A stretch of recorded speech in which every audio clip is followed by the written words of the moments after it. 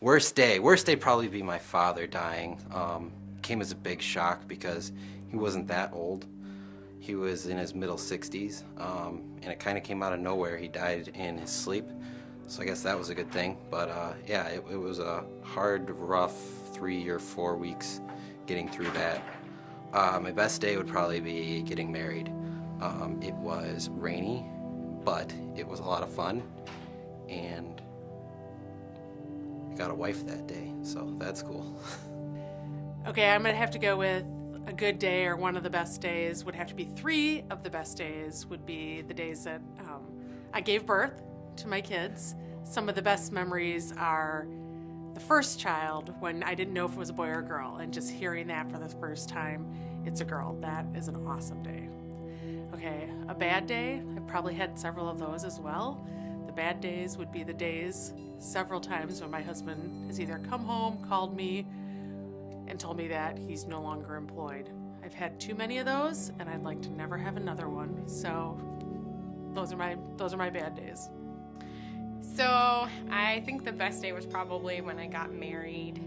And the day that my youngest sister was born, I was 10 years old, so that was probably another really, really good day and some good memories.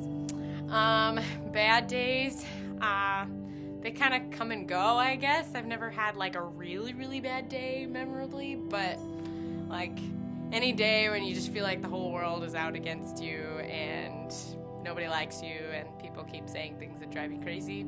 You come home at night and you pretty much just want to go to bed. Those are bad days. Yep, that's probably all I got. One of the best feelings in the world is when like all the pressure is off, or when you've been sick for a while and suddenly you realize that you're not sick anymore, you're feeling so much better.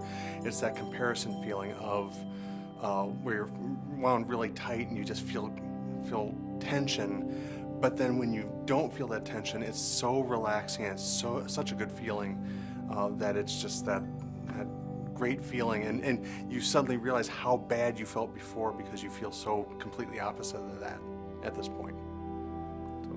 Okay, so I have more good than bad for sure. The bad would be that my husband went into complete kidney failure and had to start dialysis.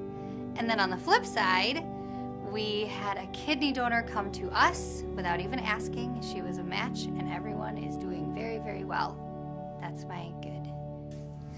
The most saddest and difficult part of my life was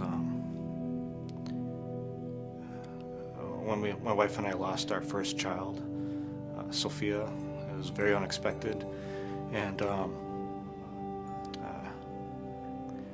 everything was planned and everything was good, and it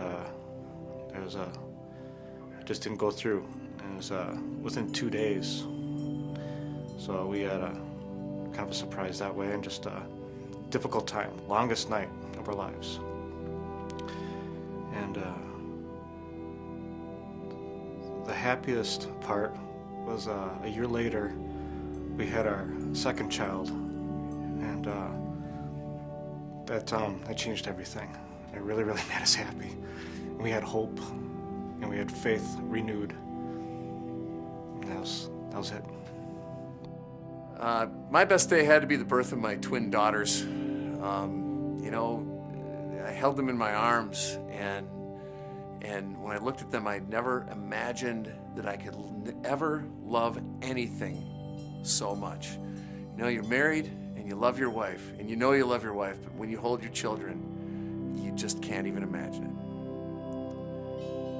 I was 16 years old, and I found out my mom had cancer.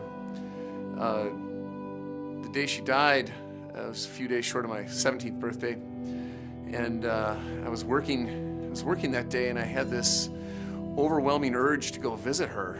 It was very strange, and I didn't. I stayed at work, and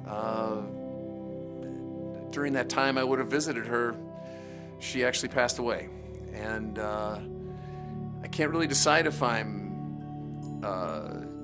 glad I wasn't there, or if it was divine intervention that I wasn't there, because I'm not sure how I would have dealt with it.